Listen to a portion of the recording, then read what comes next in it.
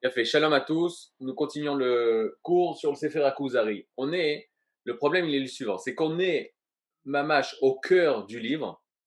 Même si on n'est qu'au début, il va, il a donné, en fait, en quelques lignes, la définition de ce que c'est la Emouna. C'est-à-dire, on en était là. On va reprendre je vais d'abord vous remontrer dans le texte. Et ensuite, on va expliquer beaucoup sur le tableau. C'est pour ça que j'ai pris le tableau aujourd'hui pour récapituler les principes qu'on va étudier à travers Rabbi Yehuda Halevi. Alors, regardez bien. On est au dialogue après que Rabbi Yehuda Halevi, après que le Chaver. Chaver, pour moi, quand je dis Rabbi Yehuda Halevi, c'est le Chaver, c'est le rabbin. En fait, on a expliqué déjà que c'était Rabbi Yehuda Halevi qui parle à travers le rabbin. Parce que l'histoire historique réelle qui s'est passée, elle s'est passée 300 ans avant Rabbi Yehuda Halevi. C'est-à-dire, donc Rabbi Yehuda Halevi, en fait, il a inventé le discours qu'il y a pu avoir entre le rabbin et ce fameux roi des Khazars. Alors il lui dit, lorsqu'il lui avait demandé, le roi des Khazars, quelle est la Emouna, quelle est sa croyance, il lui dit, Anachnu maminim beloke Avraham, Yitzhak et Yaakov, on croit dans le Dieu d'Avraham, Yitzhak et Yaakov, Amotzi et Ben Israël Mitzrayim, qui a fait sortir les enfants d'Égypte, Beotot Uvmoti, Masok, Bechakel Bamidbar, il nous a nourris dans le désert, et il nous a fait rentrer conquérir la terre de Canaan, la terre d'Israël, Achar Shevir Aretayam, après nous avoir fait traverser la mer, le Jourdain, par des miracles, Shalach Moshe Betorato, il nous a envoyé Moshe et sa Torah, Vachakar Kamal Fenevim Acharav, il a envoyé des prophètes, des milliers de prophètes après lui, pour Mazirim al Torato, pour nous mettre en garde de sa Torah, mais il y a 10 Migultol Shomra, Venesh Kashi la Mandreota, et en nous disant, celui qui va respecter sa Torah, qui va être récompensé, et celui qui va, Shalom, l'inverse de respecter la Torah, il va avoir l'inverse de la récompense. Nous avons la Emouna dans tout ce qui est marqué dans la Torah, Vadvarim Arukim, et les choses sont très longues. Sur ce, le roi des Khazars lui dit, Maskim Haïti, j'étais d'accord. Chez Loéchal Yehudi, de ne pas poser la question aux Juifs. Vous vous rappelez, il avait commencé par le philosophe, le chrétien, l'islam, et il ne voulait pas poser la question aux Yehudi. Je vous rappelle qu'à chaque fois qu'il utilise le mot Yehudi, en fait, c'est très péjoratif. C'est Yuden, c'est le juif. Le juif, c'est le nom porté par les enfants d'Israël quand on est en Galouk, quand on est en exil. Yuden. Parce que je sais la perte de leur mémoire et le manque de leur sagesse, de leur conseil. Et ça. Kish ashiflut midatova. Parce que c'est la situation que l'homme Israël a. Les Juifs se trouvent dans une situation très basse d'exil. Et par conséquent, ils sont incapables de donner de bons conseils, puisqu'ils sont faibles dans ce monde. Valoya le chalomar. Et là, le roi des Khazars, il dit au rabbin, t'aurais dû me répondre. À Yehudi, toi, le juif, qui a ta mamin bevoré olam, que tu crois au créateur de ce monde. Ou mesadero ou manigo, celui qui met en ordre ce monde et qui dirige ce monde. Ou bemish ebera acha, vitrifecha, va domer la siporimele. Et celui qui t'a créé et qui te nourrit, et toutes sortes qui ressemblent, toutes ces choses qui ressemblent à ces histoires, Asherem Ta'anat, Kolmish et Yeshlodat, qui est la raison à toute personne qui se dit d'une religion. Dans quel Dieu que tu crois? Au Dieu créateur, à celui qui m'a créé, à celui qui me nourrit, celui qui me donne la vie. Ou Bavura, ou Rodef Aemet. Et c'est pour cette vérité, cette croyance, qui poursuit la vérité, l'Idamot Labore Bisikatu Bechomato, a ressemblé à son créateur. Le rabbin répond au roi des Khazars. Amar Echaver, Zeshata Omer, ce que tu dis que j'aurais dû répondre, c'est-à-dire de dire que je crois au Dieu créateur, etc., Hiadat Ekeshit Amin Hagit. C'est une date, c'est une religion basée sur le Ekesh, basée sur le rationnel, le Sechel, l'intellect. Mevi Aïyoun, c'est vrai qu'elle appelle l'approfondissement, c'est-à-dire ça appelle les gens à approfondir, essayer de comprendre. Venichnasim Baem Ba Sfekot Rabot. Mais pénètre en elle énormément de doutes. Vimtishal, à philosophim, à Léa, et si tu poses la question au philosophe, tu verras que personne n'est d'accord avec personne sur une seule chose, velo alda tachat, et même sur une seule raison, mipne shem teanot, parce que c'est des arguments, yesh mem hashem yecholim lamin mofet, Ou mehem haché yaspiku bam, il y a énormément de doutes parmi elles. Ou mehem haché lo yaspiku bam, kol sheken shemdu bam mofet. Mofet, il faut expliquer qu'est-ce que ça veut dire ce mot. Maintenant, le roi des Khazars, Youdalet, et on finit le texte et je reviens à l'explication. Amar Akuzari, le roi des Khazars, lui dit Roéani dvarecha, à Yehudi, je vois que tes paroles juifs, Tov mipti chato, maintenant tu es plus intéressant que ce que tu m'as dit au départ. Vani rote attache et osif, les daber imar. Et je veux que tu rajoutes et de continuer la discussion avec toi. C'est-à-dire, alors on y va. Première étape, le roi des Khazars. Il n'a aucune confiance dans le juif. Il ne voulait pas. Il est allé poser la question à Israël, au rabbin, au Chaver, uniquement parce que la réponse les philosophes, la réponse de la Notzrout, la chrétienté et l'islam ne lui ont pas convenu, et que l'islam et la chrétienté se sont référés au peuple d'Israël.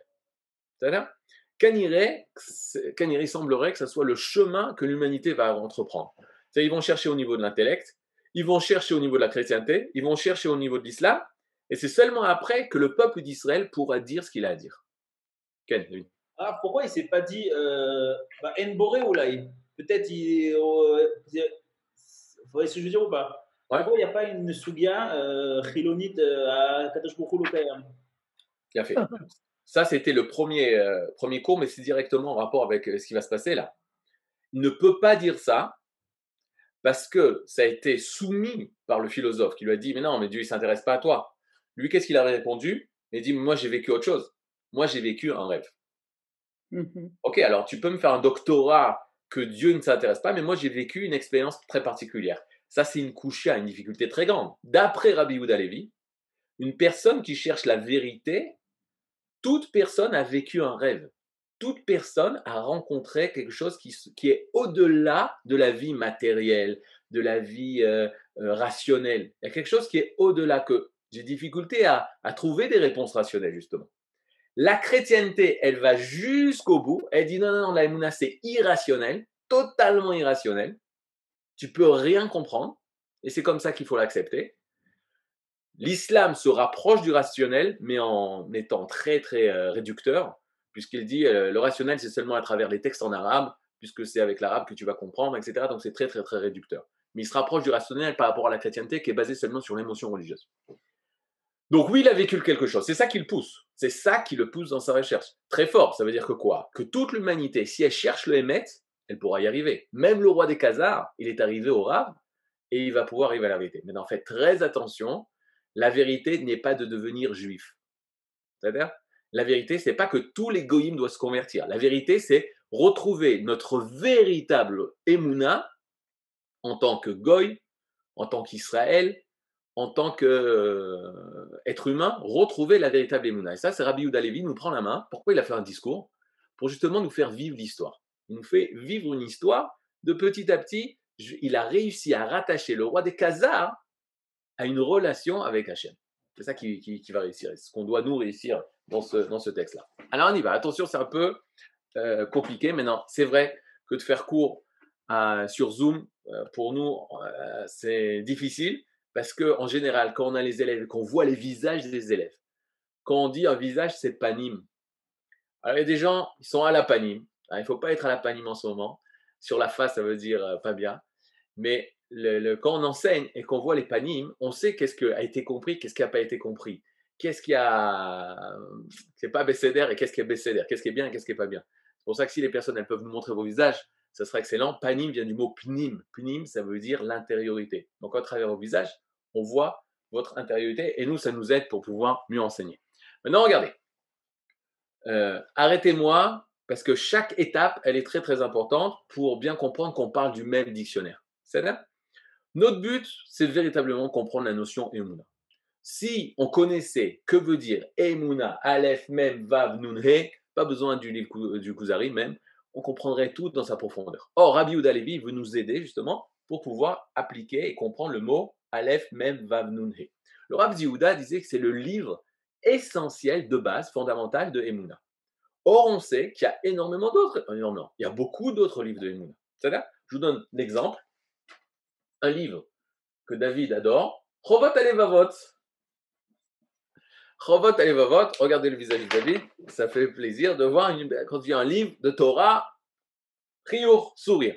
Maintenant, le Gaon de Vilna, donc le Gaon de Vilna, même s'il s'appelait Gaon, c'est le 18e siècle, c'est-à-dire c'est le début du 18e siècle, où il est le fameux combat entre les chassidim, le mouvement chassidique, et les opposants aux chassidim, qui étaient dirigés par le Gaon de Vilna. C'est-à-dire, mais le Gaon de Vilna, c'est au niveau de sa Torah, un géant de la Torah. Il disait, écoutez bien,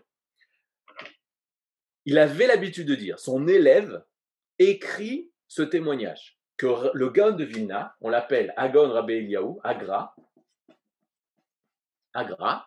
le gras, il est accepté par tout le monde, dans toutes les mouvances. Même aujourd'hui, les chassidim, ils acceptent que le gras, c'est un gadol. Que ce soit le mouvement litaï, que ce soit le mouvement sioniste religieux, tout le monde accepte le Gaon de Vilna. Le gros problème pour certaines personnes, c'est que le Gaon de Vilna, il était très, très, très sioniste. C'est-à-dire, c'est lui qui a envoyé ses élèves, c'est lui qui va construire ses élèves en dehors des murailles de Jérusalem, c'est lui qui dit qu'il faut monter en Eretz Israël très, très, très. Aujourd'hui, il y a des découvertes qui sont faites par rapport au Gaon de Vilna dans le monde religieux des yeshivot. Ils ont du mal par rapport au Gaon de Vilna parce qu'ils découvrent, non, mais il était sioniste, même plus que le Rav Kook. Maintenant, regardez, Agon mi Vilna disait, Huaya Omer, c'est comme ça l'expression, il avait l'habitude de dire, le Gaon de Vilna, il disait il ne faut pas étudier le chapitre, je vous complique, mais ça nous aide pour comprendre. Il y a un chapitre dans Chovot Alevavot qui s'appelle Sha'ar HaYichud, la portique de l'unité d'Hachem, où il prouve l'existence de Dieu. Sha'ar HaYichud, c'est un passage dans Chovot Alevavot de base qui prouve l'existence d'Hachem. Il ramène énormément de preuves sikhlites, intellectuelles de l'existence d'Akadosh Baruch Hu. Et le Gaon de Vilna va dire, à la place de Sha'ar HaYichud, à la place de ce chapitre de Chovot Alevavot, c'est Rabbeinu Bachia Ibn Pekuda qui a écrit Chovot Alevavot, qui est un livre de base. Qu'est-ce qu'il veut dire Chovot Alevavot? Il va enseigner à tout le Ham Israël, on est au XIe siècle, à Saragosse, en Espagne. Il va enseigner aux Juifs et dire hey, le Ham Israël, c'est pas des actes. Le Ham Israël, c'est pas des actes à faire et tu dois rien ressentir au niveau du cœur. C'est faux. Il y a une chova, il y a un devoir des cœurs. Le devoir du cœur, c'est pas seulement des actes, c'est une vie dans les actes. C'est un cœur dans les actes. C'est un cœur dans les mitzvot. C'est un peu ce qu'on dit, les Chachamim nous disent. Rachaman ani babae. Akadosh Baruch Hu, il veut le cœur. Donc Rabbeinu Bachya ben Pekuda, on est en pleine galoute. En Espagne, c'est l'horreur ce qui se passe là-bas. Il y a les souffrances des Juifs, c'est pas l'âge d'or du Ham Israël encore. Et on est Rabbeinu Bachya, il vient crier haut et fort qu'il faut servir Hachem au niveau du cœur, il faut aimer Hachem, pas faire seulement des actes et marquer des Magen David et arriver au Olam Haba. Non, il faut éveiller son cœur. Mais le Gaon de Vilna disait ne pas étudier Sha'ar HaYichud, et à la place de Sha'ar HaYichud, il disait qu'il faut étudier Sefer HaKuzari, le livre de Rabbi Yehuda Halevi, le Sefer HaKuzari, le livre des Kuzari, parce que Ikare Emunat Israël Kiu Kadosh Vetaor, j'ai oublié l'essentiel, il disait que ce livre, que le livre des Kuzari, il est Kadosh Vetaor. Il est Kadosh, saint et pur.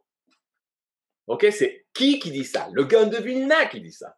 Quand le Gaon de Vilna te dit qu'un livre il est Kadosh Vetaor, on a l'impression qu'il parle du Sefer Torah. Il parle de Chumash. Non, Sefer Akuzari de Rabbi Yehuda Halevi.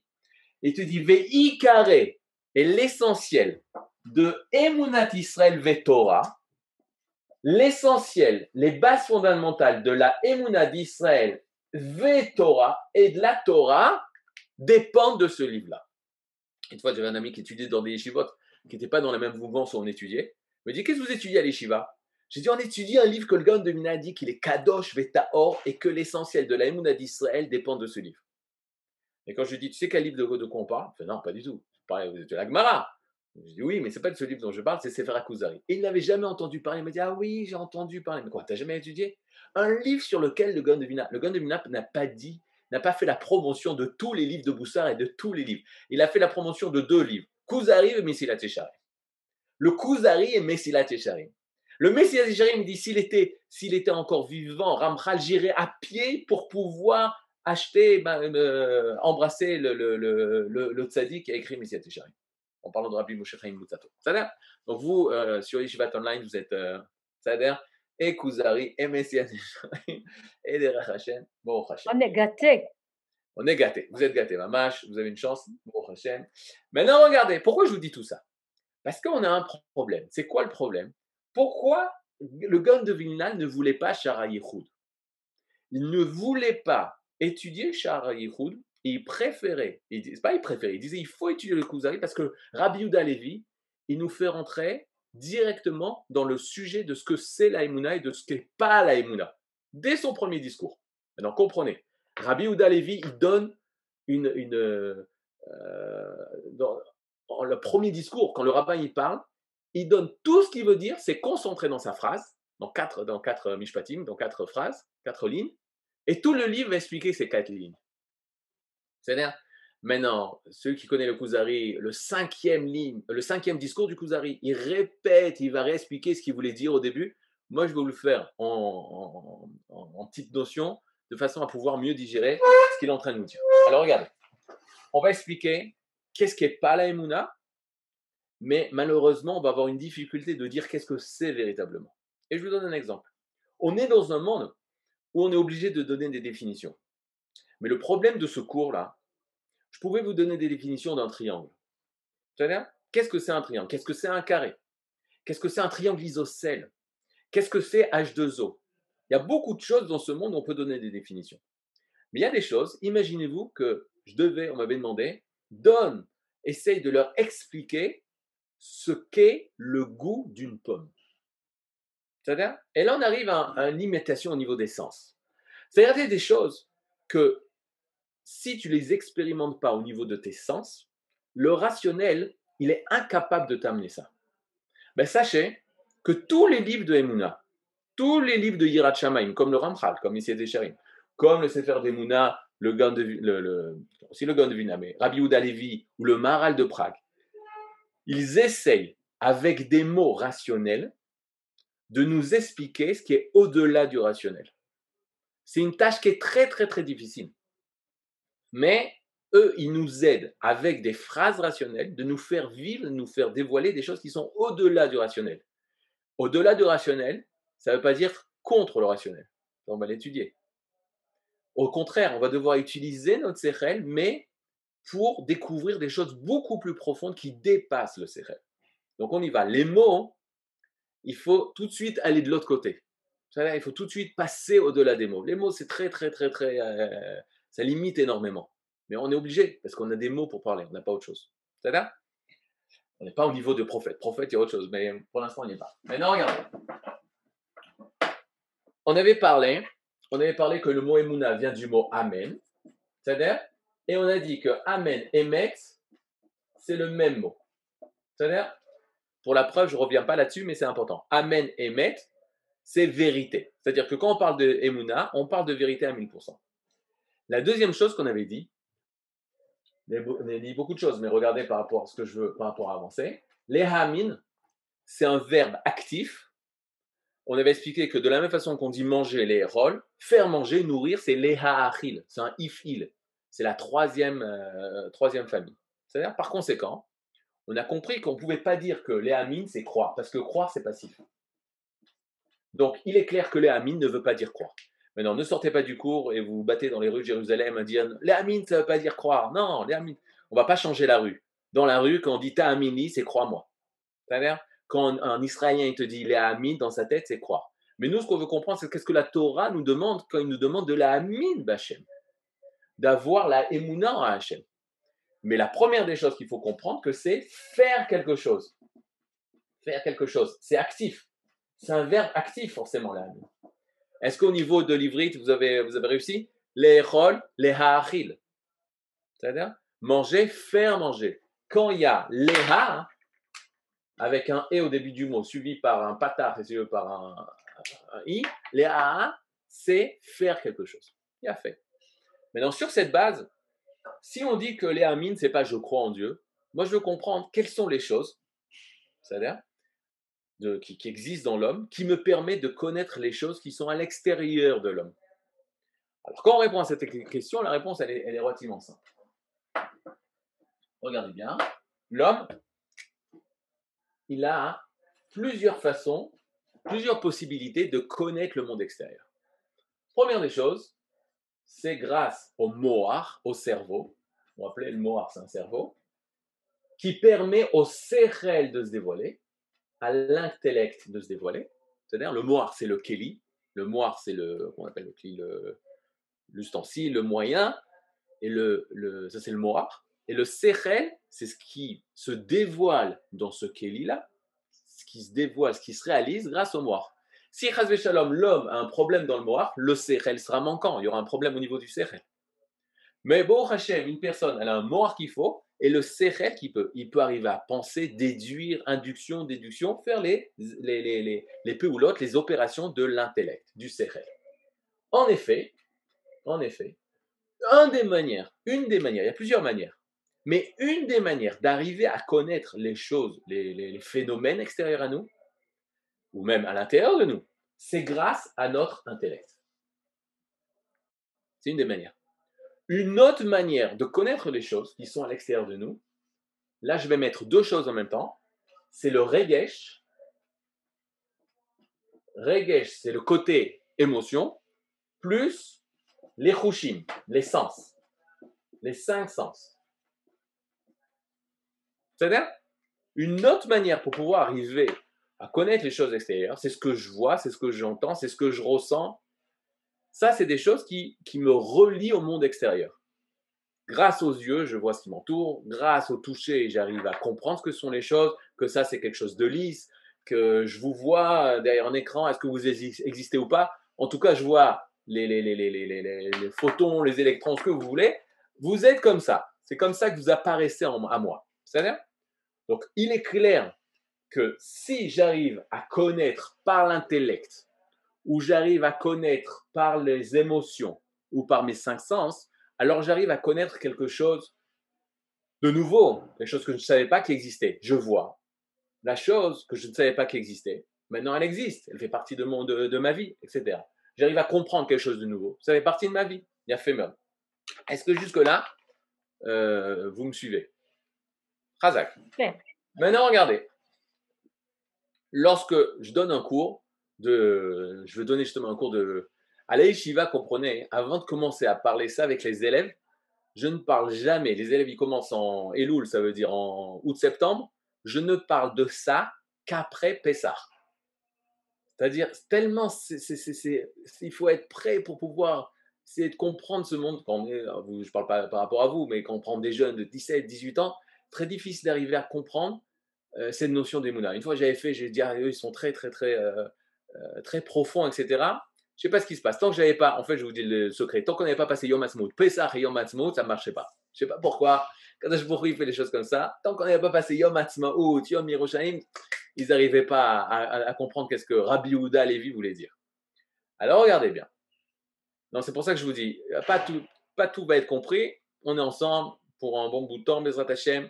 À chaque fois, on rajoutera quelque chose, mais je vais vous permettre de trucs. Donc, quand je donne un cours de Emouna, la première des choses que je demande, c'est que je dis la Emouna, c'est croire en Dieu. C'est comme ça qu'on nous a appris, c'est comme ça qu'on la majorité des gens pensent. Anima Amin, Barkadosh Baruch Hu, je crois en Dieu, je crois au Créateur.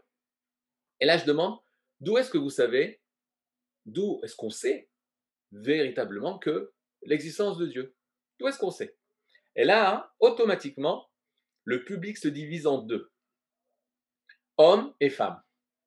C'est-à-dire hommes et femmes. 80% des hommes, ils vont dire j'ai une preuve que Dieu existe. Ok, ce qu'on avait dit la semaine dernière aussi. 80% des hommes vont dire j'ai une preuve que Dieu existe. Rabbeinu Bachya ibn Pekuda, il parle à ça. Il va ramener des preuves que Dieu existe. Par exemple, je vous donne des preuves que Dieu existe. Lorsqu'on étudie ce monde, le monde est tellement organisé, c'est-à-dire, le monde est tellement organisé de manière harmonieuse qu'on est sûr qu'il y a une volonté organisatrice. Cette volonté organisatrice, cette source organisatrice du monde, s'appelle Dieu. Ou une autre preuve.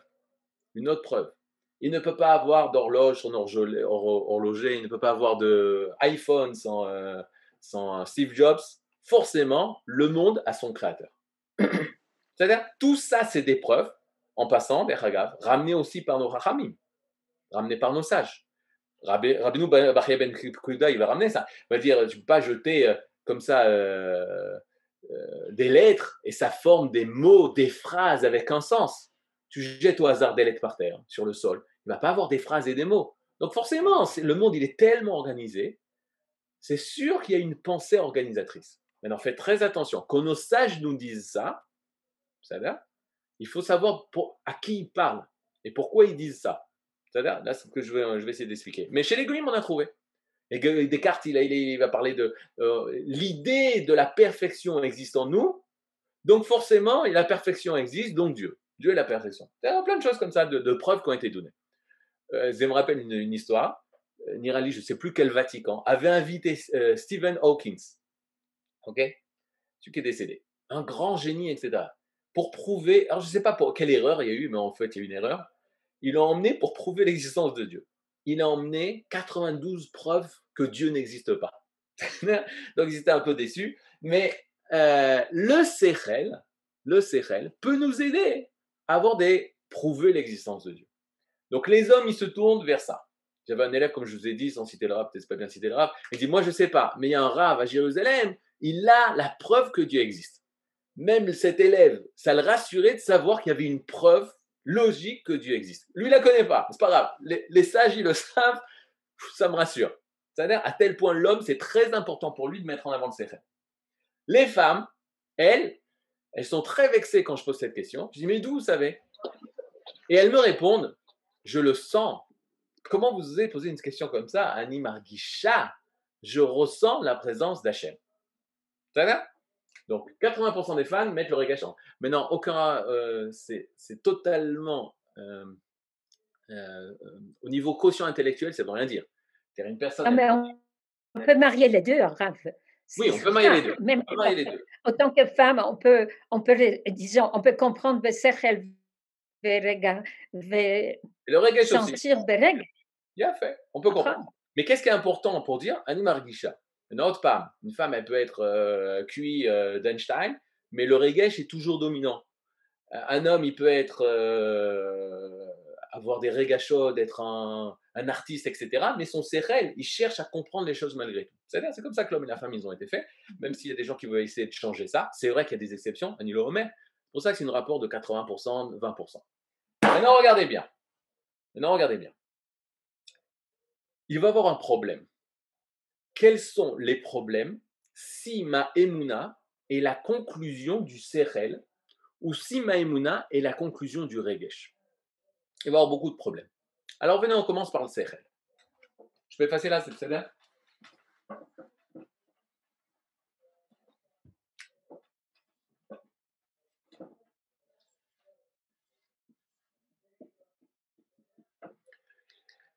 De dire que j'ai une preuve que la Kadosh Baruch Hu existe. C'est-à-dire, qu'est-ce qui va être comme problème? Première, le gros problème, c'est le doute. C'est-à-dire, jusqu'à Immanuel Kant, qui n'est pas juif, hein, et peut-être qu'il serait vexé si on l'appelle Immanuel, que Dieu est avec nous, jusqu'à Emmanuel Kant, on pouvait dire la chose suivante, que les philosophes cherchent le émet, cherchent la vérité. Et ce qu'ils ont toujours cherché. Et c'est leur grandeur de vouloir chercher la vérité. Quand arrive Emmanuel Kant, il a tout renversé. Et il dit la chose suivante, nous n'avons pas, le cerveau n'est pas capable d'arriver au émet. Il n'est pas capable d'arriver à la vérité. Pourquoi? Parce qu'on n'a pas l'objet, le évar, le membre, pour arriver à l'objet. On est toujours en tant que sujet, c'est-à-dire toujours subjectif et pas objectif. Voilà, ça c'est bien de Kant. C'est-à-dire que quand il vient, il a une grande part dans ce cours de Emouna, parce qu'il a prouvé les limites du sechel, les limites de l'intellect. C'est-à-dire que ça sera toujours en tant subjectif que tu vas pouvoir parler de quelque chose. Jamais tu ne pourras parler, écoutez cette phrase, de la chose elle-même. À l'essence des choses, tu ne pourras jamais arriver. C'est tout le temps comment toi tu vois les choses. De là est arrivé ce qu'on entend aujourd'hui dans la rue. Tu peux pas, il n'y a pas de émet, il n'y a pas de vérité. Ne pense pas que tu as la vérité. Ça vient de Kant. C'est-à-dire, à l'époque, on se battait pour la vérité. Aujourd'hui, dans la moderne, comment on appelle ça? Vous avez compris? Dans la culture moderne, C'est-à-dire qu'il n'y a personne n'a dit vérité. C'est très dangereux de penser que tu es le maître de la vérité. Il n'y a pas de vérité dans ce monde. Ok, ça c'est Kant. Qu'est-ce qu'on gagne de Kant? C'est qu'on n'a pas la possibilité d'arriver au Hémet avec le Sechel. C'est pas moi qui le dis, c'est Kant. Ce qui veut dire que quoi?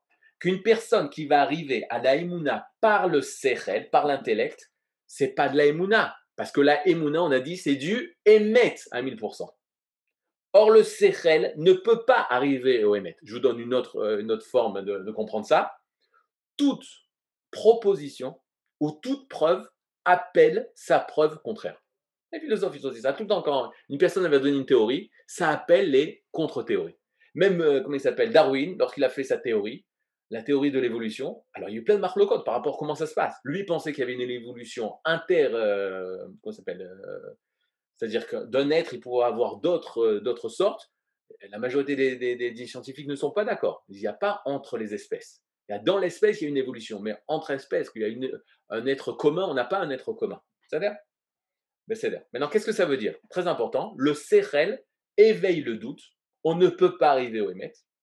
Il appelle toujours une théorie qui vient contredire. Alors vous allez dire, peut-être c'est contredire, peut-être c'est bien préciser, mais en tout cas, il vient nous ramener vers la vérité et toujours appellera une contre-vérité, une contre-Sechel. Ça, c'est le premier problème. Deuxième problème, je l'appelle asma. C'est pas très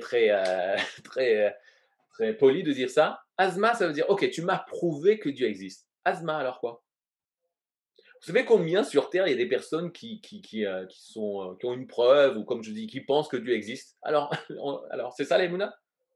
Combien de juifs autour de nous on compte, il fait, moi je ne fais pas les mitzvot, mais je crois en Dieu, ils croient en l'existence de Dieu. C'est pour ça que de dire que la Emouna vient d'une Sechel, et je suis sûr qu'il y a beaucoup de personnes, même des proches de nous, qui sont sûrs que Dieu existe. Même ils vont le crier haut et fort. Mais Asma, alors quoi? Parce que je sais que Dieu existe, alors quoi? Beaucoup de personnes autour de nous, ils vont dire Dieu existe, mais je n'ai pas confiance aux rabbins. Et les rabbins, c'est eux qui ont dit de quelle manière prier, de quelle faire les mitzvot, etc., etc. Donc c'est ça la Emouna? Ça serait quand même bizarre que la Emouna, ce soit juste accepter que Dieu existe. Ensuite, vas-y, t'as accepté, fais ce que tu veux. C'est plus la chrétienté qui a décidé ça. Mais pas le judaïsme, pas la Torah. La Emouna, on parle de vérité. C'est une vérité, c'est total. C'est pas juste croire et ensuite tu continues ta vie comme tu le sens. Troisième point, il y a beaucoup de points, mais un point très important, c'est si c'est moi. Ça, c'était mon époque. Mon époque, dans les années 90, en France, il y avait une mouvance comme ça pour faire tchouva aux gens. C'était des rabbins très sérieux, tu vois, qui faisaient ça. Ils ramenaient les gens à la Torah avec les codes de la Torah. C'est-à-dire vers les codes de la Torah. Le Rav Zuckerman s'est assis avec eux pour leur expliquer ce que c'est la Emouna. Ils n'ont rien compris. Ils n'ont rien compris. Ils ne comprenaient pas qu'est-ce que ce rabbin tzaddik, ils voyaient que c'était un tzaddik, etc. Ils ne comprenaient pas qu'est-ce qu'il leur voulait. Eux, ils faisaient du bien, ils faisaient faire tchouva aux gens. C'était quoi? De quelle manière ils faisaient faire tchouva aux gens? C'est très simple.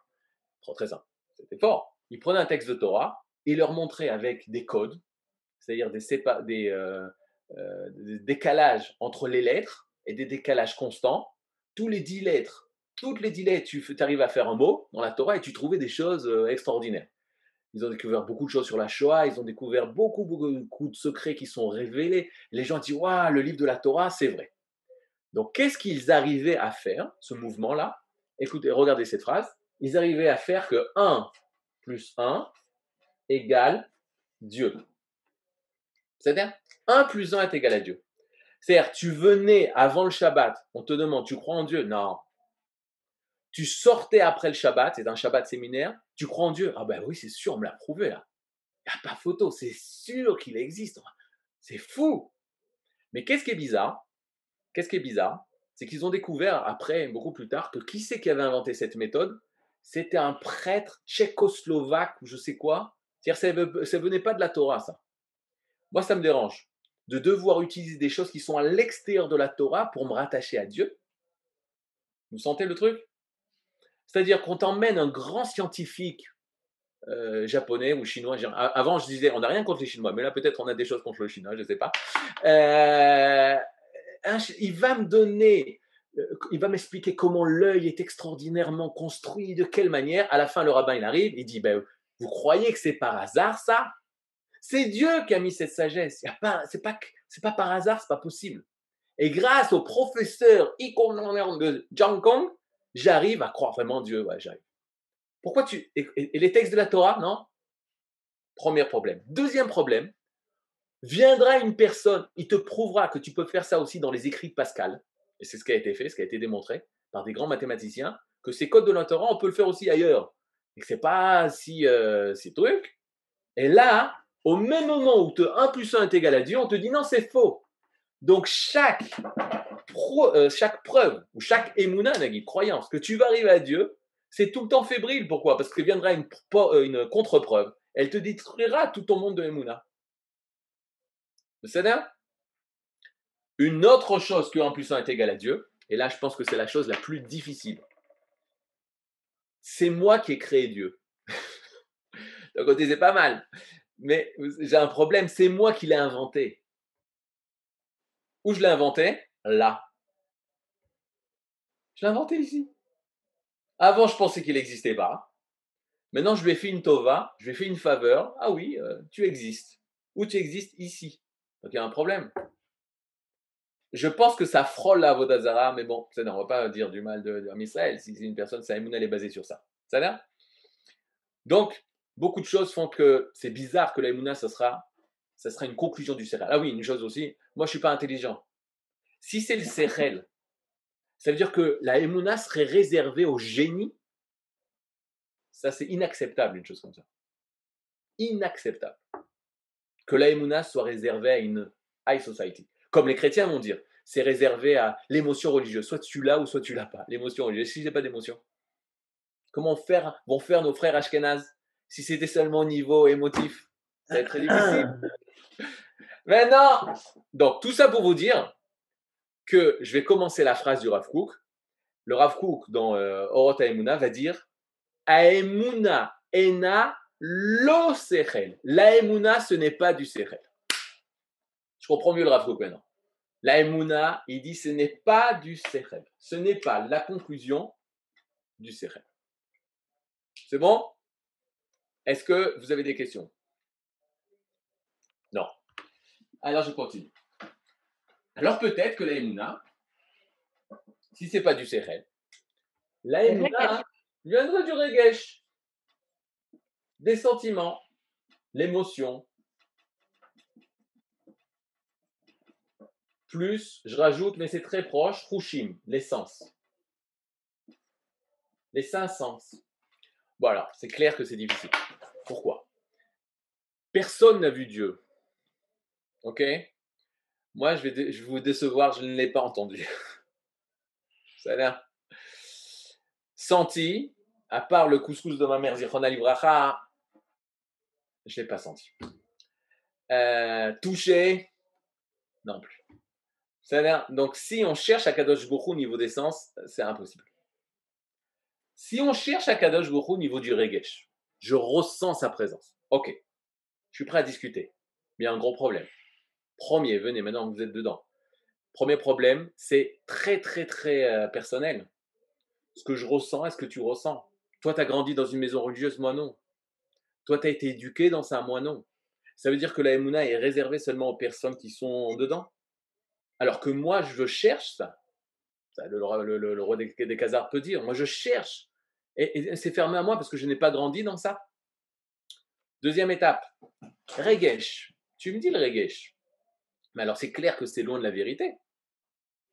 Parce que Regesh, c'est tu le ressens, mais c'est une sensation une émotion très très personnelle. Ce que tu ressens n'est pas la même, même si on parle du même sujet, notre émotion elle est totalement différente, notre touch elle est totalement différente, nos sensations elles sont différentes.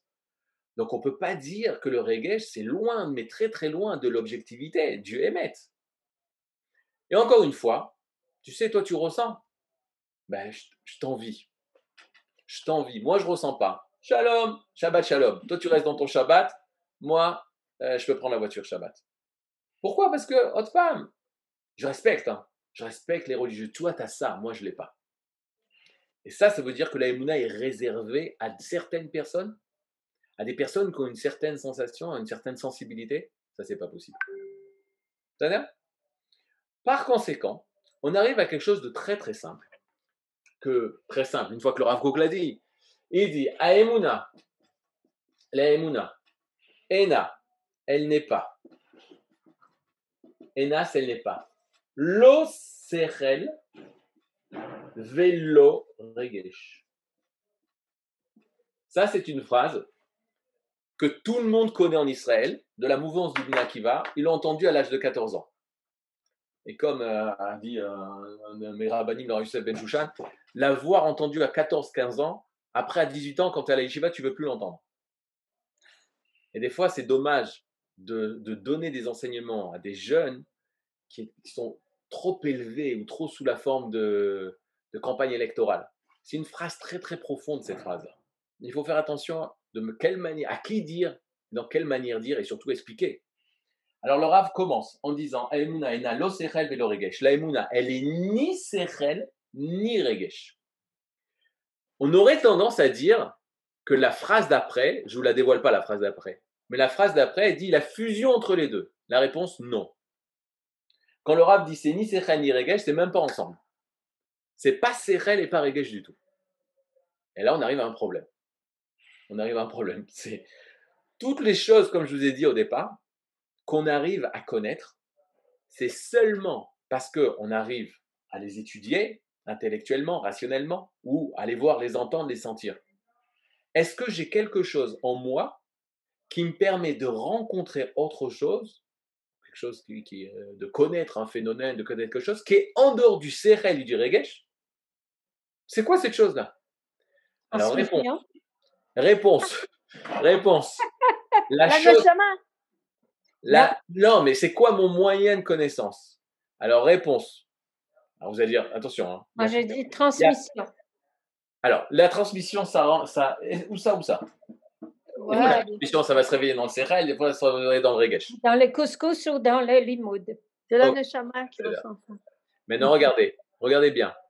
Le mot pour dire que tu as eu une connaissance ou tu connais la chose, non pas par sechel et non pas par regesh, ce mot, ça se dit lehamin. Écoutez le mot. Lehamin. Emuna, c'est ça ce mot. C'est une connaissance qui ne passe pas par le sechel et qui ne passe pas par le regesh. C'est une connaissance de Emuna. Alors, j'ai rien dit, mais j'ai tout dit. On aurait pu s'arrêter là, si Mévin. Mais je vais vous aider. Emuna, première définition. Il va y avoir 10 définitions du mot Emuna pour essayer de comprendre. Rappelez-vous, j'essaye d'expliquer une notion avec des mots scientifiques pour expliquer le goût d'une pomme. Ok? Et je n'ai pas de pomme à vous proposer. Maintenant, regardez. Emuna, vous pouvez noter, première définition. Le'amin badavar. Ça, je vais l'écrire. Avoir la Emuna dans la chose. Ok? Le'amin. Là, il faut me faire confiance. Parce que si vous ne me faites pas confiance, ça ne va pas marcher. Le'amin, après, vous pourrez être français. Non, mais pourquoi c'est ça? Le pile-poule, c'est après. D'abord, ce que je vous dis, ensuite, il faut analyser ce que j'ai dit. Le'amin badavar. Croire en une chose. Ok? C'est pas le sechel qui est douteux, qui n'est pas la vérité, qui est personnel, qui est asma. Alors quoi? C'est pas les hargish. C'est pas les hargish, je ressens ça parce que c'est hyper personnel aussi. Et c'est moi qui me l'ai inventé peut-être. Qui te dit que c'est la vérité, etc. Et la le'amin, c'est liot chai et adavar. Et annoncé. Vivre le sujet sur lequel tu as l'émouna. Voilà. Quoi, c'est tout, mais ça on savait. Ben, l'eau. Ça va se compliquer, mais pour aujourd'hui, c'est déjà pas mal. Quand on dit le mot émouna, c'est pas je pense que, c'est pas je crois que, c'est pas je ressens que, c'est je vis la chose dont j'ai l'émouna. Ani ma'amin, c'est je vis la chose de l'émouna. Pour l'instant, désolé de vous décevoir, rien à voir avec Akadosh Baruch Hu. Rien à voir avec les péotes, le shreimel, la cravate du rabbin, les tzitziot, les tfilines, les chalot, les nérot de Shabbat. Pour l'instant, rien à voir. La définition du mot Emouna, les Amin, c'est L'Ichriot est annoncé. L'Ichriot est à vivre la chose dans laquelle tu as l'aimuna. Vivre la chose. Allez, maintenant j'ai besoin de questions, sinon on ne va pas pouvoir comprendre. Ah, vous avez peut-être dans le chat, vous avez envoyé des questions? Alors, Oui? il y a d'autres choses qu'on vit à part la Emouna? Non. Très bonne question. La Emouna, c'est vivre les choses. La question, c'est savoir quels sont les sujets où on a la Emouna. Exactement. Quels sont les compris? sujets? Bien fait. La Non, Emouna, c'est comme si je te dis, est-ce qu'on réfléchit? Tu réfléchis, ma skill. La skill, c'est utiliser son sechel. L'argish, c'est utiliser son regesh. L'irot, c'est utiliser sa riya. Emouna, il y a quelque chose en nous, il y a quelque chose en nous, une faculté, voilà, très simple. Le Rav Kook utilise le mot rouge, mais il dit c'est un sens, mais c'est même plus que le sens. La Emouna, c'est une faculté qui est en nous qui permet de vivre la chose dans laquelle on a la Emouna. Alors la question, c'est de savoir. Si c'est quelque chose de vivant, c'est la neshama. La neshama est celle qui vibre. Regarde, on va faire un contrat. C'est-à-dire, puisque le but, c'est de redéfinir les notions. On ne peut comprendre, c'est un peu dur, mais on ne peut comprendre les notions, on ne peut comprendre l'ivrit. Voilà, je vous donne un exemple très simple. La Torah, elle a été traduite par un colosse. Mieux que ça, elle était expliquée dans le Zohar. Or, quand tu regardes, la Torah, elle a été écrite en hébreu, en la Shona Kodesh. Ankelos a été marqué en araméen. Oh. Le Zohar, alors tu peux dire Ankelos, la période de la galoute, etc. Okay. En araméen. Bidiouk. Le Zohar aussi en araméen. Mais Rabbi Shimon Bar Yochai, il parle l'ivrit. T'es un tsabar, t'es un Israélien, t'habites ici. Au contraire, pour montrer qu'on est encore en Eretz Israël, etc. Même après Bar Korva, même après l'époque des élèves de Rabbi Akiva. Lui, il est sauvé des élèves de Rabbi Akiva, quoi. Il est formé après la révolte. Mais écrit en ivrit. Non. Parce que pour comprendre une langue, alors tu ne peux pas utiliser la même langue. C'est-à-dire? Alors là, et je vous donne un truc, et je vous donne une explication. Attends. 2 secondes, parce qu'il faut que je me défende. Vous êtes 23 contre moi, ni Stader. Regardez bien, je vous donne un exemple. Dans la paracha de cette semaine, ok? On est à Mishpatim. Ok, à Mishpatim. Vele Mishpatim asher tasim lifnechem, ki ikne eved ivri. Lorsque tu feras l'acquisition d'un eved, d'un serviteur, ivri, hébreu, c'est-à-dire ton frère d'Israël. Ok, comment tu dis esclave, serviteur, eved? Eved. Ok? Mais non, eved, c'est un esclave. Grâce à l'araméen, tu peux comprendre vraiment ce que c'est un esclave dans la Torah. Parce que l'araméen, qu'est-ce qu'il dit? Que le mot eved, ça ne veut pas dire bidiouk. En ivri, tu dis travailler, nachon? Travailler, faire un travail. Avad, c'est faire. C'est faire. La avad en araméen, ça veut dire faire quelque chose. Réaliser quelque chose. Il y a la conscience que tu parles, Eved, Avod, la Avod. C'est quoi travailler? Il y en a, vous connaissez la blague, il y en a qui sont au travail mais qui font rien. Il y en a qui font mais qui sont. Vous avez compris la blague. C'est-à-dire qu'il n'y a pas toutes les personnes qui sont au travail qui font. Dans la conscience de l'hébreu, la Avod, travailler, c'est réaliser, c'est faire. Réaliser, c'est dans l'action. Bidiouk, c'est dans l'action. Les Léavites, c'est rendre les gens comme esclaves. Parce qu'ils gardent que l'action. L'action pour l'action. L'action pour l'action. C'est-à-dire qu'il n'y a pas de. Ils n'arrivent pas à tout. Mais vous comprenez maintenant qu'est-ce que je suis en train de vous dire? Que grâce à la langue araméen, on peut mieux comprendre la langue hébraïque. Parce que la langue, je ne peux pas l'expliquer avec la même langue parce que c'est pas possible. Eved, c'est Eved. Non, alors il y a fait. L'araméen va t'expliquer ce que c'est le mot Eved. Comment on devait commencer le cours au début? Le premier cours, c'était ça. Ahava, Hav, ça veut dire donner.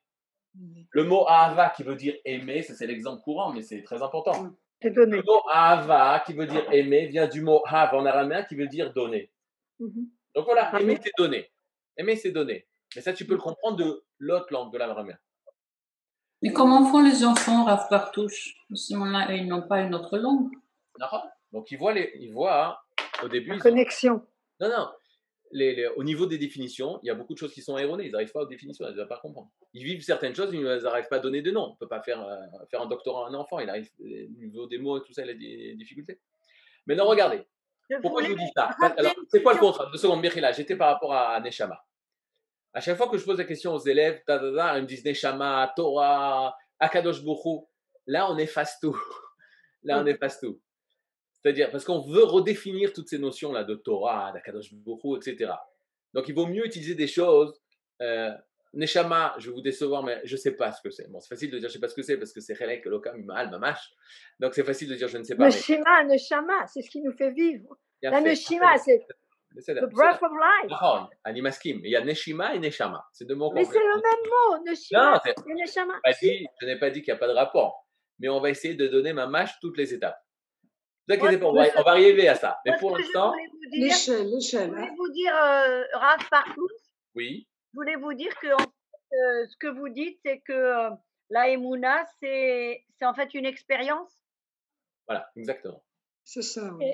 Voilà, donc on y Vous va. avez dit la On semaine dernière. ramène Rabbi Yehuda Alevi, Bidouk. On ramène La Rabbi semaine Yehuda Alevi. dernière, vous avez dit que le Ha'amin réalisait une vérité. C'est ce que j'ai noté. Exactement. Et là, on est arrivé à ça, c'est-à-dire que vive la chose. Et très simplement, venez, on fait la première couche que donne Rabbi Yehuda Alevi au roi des Khazars. Il lui dit, tu me parlais du Sechel. Tu aurais dû dire que tu crois au Dieu créateur. Mais ça, c'est le Sechel. D'accord ? Tu aurais dû me dire, je pense qu'Hachem existe, je le sens, je le sens. Ça, c'est le Regesh. Il vibre en moi. Sache, dit Rabbi Yehuda Alevi, que si la conclusion que Dieu existe, ou la connaissance que Dieu existe chez moi, et la conclusion du Sechel et du Regesh, il y a énormément de Safek. On est à Hadar là, Kodesh Hadar, Safek, Bah ouais. Amalek, c'est le doute. Safek Amalek. C'est le doute. Safek Amalek. Ça fait que ça veut dire c'est le doute. Tu veux que ma Emouna, ce soit du doute? Laisse ça aux philosophes. D'ailleurs, ça aussi, il faut être conscient. Que tout le monde sont d'accord parmi les... Pas tout le monde, mais il y a beaucoup de scientifiques qui ne vont pas être religieux, qui vont être contre Dieu. Mais personne n'est d'accord pour expliquer pourquoi. Comme il dit Rabbi Yehuda Alevi, chacun a son explication. On a l'impression que le monde de la science est d'accord. Maintenant, on a compris que non. C'est-à-dire le monde de la médecine est d'accord. Marloquette sur marloquette. Des fois, les élèves me disent ouais, mais comment c'est qu'il y a autant de marloquettes dans la Mishnah? Je dis en science, il n'y a pas de marloquette. Qu'on est ignorant de la science, qu'on ne sait pas qu'il n'y a pas de marloquette. Mais la science est remplie de marloquettes. Maintenant, regardez 2 secondes. Rabbi Yehuda Alevi, c'est ce qu'il lui dit. Il lui dit si Chazve Shalom, je parle de la Emouna, qui doit être vive la chose. Emouna, c'est liot chai, vive la chose. Alors forcément, je ne peux pas te parler du créateur, parce que comme on a dit il y a 2 semaines, j'étais pas là. Je n'ai pas expérimenté la chose. C'est-à-dire? Et donc, la Emouna n'est pas la conclusion du Sechel, lui dit Rabbi Yehuda Alevi. Elle n'est pas la conclusion du Regesh. Elle est la chose que j'ai vécue. Moi, ce que j'ai vécu, c'est la sortie d'Égypte. Moi, ce que j'ai vécu, ou ce que mon peuple a vécu. C'est-à-dire, après, il faudra expliquer ma relation, moi et mon peuple. Mais mon peuple a vécu, ma nation a vécu la sortie d'Égypte. Ma nation a vécu 2 secondes. Ma nation a vécu l'ouverture de la mer. Matan Torah. Et 2 secondes avant que j'oublie, parce que j'ai peur d'oublier. Attendez. 2 secondes. Rabbi Avram Ibn Ezra. Ok, Rabbi Avram Ibn Ezra. Quand tu lis Rabbi Avram Ibn Ezra, tu te poses la tête sur tes mains entre tes têtes, tu essaies de comprendre ce qu'il a marqué. C'est 2-3 mots pour expliquer un mot de la Torah. Rabbi Avram Ibn Ezra, son commentaire sur la Torah, sur Chumash, il est très très court.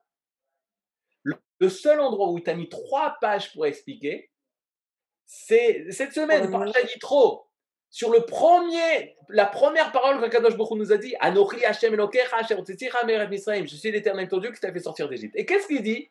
On m'a posé la question, pourquoi Hashem m'a dit, je suis l'Éternel ton Dieu qui t'a fait sortir d'Égypte, et pas je suis l'Éternel ton Dieu qui a créé le monde.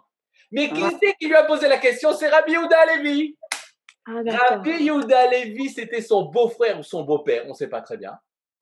Et il a posé la question à Rabbi Avram Ibn Ezra, mais pourquoi, quand Hachem il s'est dévoilé, il leur a pas dit, coucou, c'est moi, le créateur du monde. Tu as bien fait de chercher, de faire des doctorats sur l'existence d'Hachem. Nachon, il n'y a pas d'iPhone sans Steve Jobs, il n'y a pas de monde sans Akadosh Baruch Hu, c'est moi, tu avais raison. Pourquoi il ne dit pas ça? Parce qu'Otpam, il ne parlent que de ce qu'ils ont vécu. La sortie d'Égypte, ils l'ont vécu. Et donc, ça, il peut parler de la Emouna. Deuxième chose, après je réponds à la question, mieux que ça, quand est-ce qu'il va avoir marqué, pas mieux que ça, mais dans le même truc, avant même Aseret Adibrot, Vayaminu Vashem Avdo. À quel moment, quand ils ont vu l'Égypte, après la mer, Kriyat Yam-Souf, la mer des gens, ils ont vu que l'Égypte est morte, là ils ont la Emouna, cette certitude, ils ont vécu la perdition d'Égypte. Il faut se poser la question, pourquoi il y a marqué Vayaminu Bashem? Ça, je ne sais pas ce que c'est pour l'instant. Ou Ve Moshe Avdo? Parce que maintenant, ils vivent ce que Moshe leur a dit. Ils vivent ce que Moshe leur a dit. Et on y va. Vous avez parlé d'expérience, c'est exactement ça. Imaginez-vous, docteur, professeur X. Ok? On espère tous qu'il se lève. Et ce professeur, il dit, ça y est, je vais avoir la solution pour le corona. Ok, le médicament. Il fait des équations sur équations sur équations sur équations. Il arrive à la bonne formule. Ok? Est-ce qu'il sait que ça marche? Est-ce qu'il sait que c'est le Hémet? Non, Sechel. Sechel. Il prend sa feuille, il la donne à la laborantine, elle l'expérimente. Et à un moment, elle va dire, ça marche. Alors ça marche. Là, c'est Emouna. Là, c'est Emouna. Quand il va le donner au patient et qu'il va vivre que cette formule marche, alors on est sorti du Sechel et on est arrivé au niveau expérimental. Ça, tu touches la Emouna. Ça, tu touches la Emouna. Tu vis la chose. Ce n'est pas une formule. Ce n'est pas quelque chose d'extérieur à nous. Ce n'est pas une théorie. C'est du vécu. Rabbi Yehuda Halevi dit la Emouna, c'est quelque chose de vécu. C'est expérimenté. C'est Anichai et ta Inyan. Excusez-moi, Rav, je peux une couchia sur ce que vous venez de dire, parce Oui. que alors d'une, Excusez-moi, justement, il reste 1 minute, mais c'est pas grave. 1 minute, on y va. alors ce que vous avez dit déjà dans la paracha de cette semaine Yitro, même malgré qu'il y a marqué Vayaminu Bashem Moshe Avdo, cette semaine il y a marqué Vegam Becha Yaminu Leolam. Ça veut dire que l'Aïmouna elle n'était pas. J'ai compris la question. Mais elle va encore plus loin. Excusez-moi, juste pour la compléter. Les Koulé Alma, ils ont entendu Anochi Hashem Elohecha Asher Hotzeticha Meretz Mitzrayim. Ouais. 3 parachas plus tard, on verra Ze Aish Moshe Asher Elanu Mitzrayim. Ils vont faire un règle. Ça veut dire que même ça, même cet émouna, quand Akadosh Baruch Hu Bervodo Batzmo, il leur parle, ça n'est pas suffisant. Ils feront tout le contraire.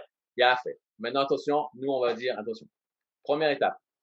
Ils avaient de la Emouna en Moshe uniquement par rapport à ce qu'il a dit qu'on allait sortir d'Égypte et qu'on allait être libre. Ils n'avaient aucune Emouna en Moshe que, 1, Dieu parlait, et 2, que Dieu allait donner une Torah. Ils n'avaient aucune Emouna tant qu'ils l'ont pas vécu. Troisième, la faute du veau d'or, c'est exactement la question d'un roi qui habitait Khazar et qui a dit à Rabbi Yehuda Halevi, après tout ce que tu m'as dit, comment ils vont fauter au Hegel? Donc, bon, Hachem, vous êtes vraiment dans le sujet. Et on verra ça dans quelques semaines. La prochaine fois, on continue. Il y a encore des rajouts pour pouvoir mieux approfondir ça. Mais Bezrat Hashem, on est dedans. Shavuot Tov à tous. Shavuot Tov. J'aurais pas eu ma réponse. Hein.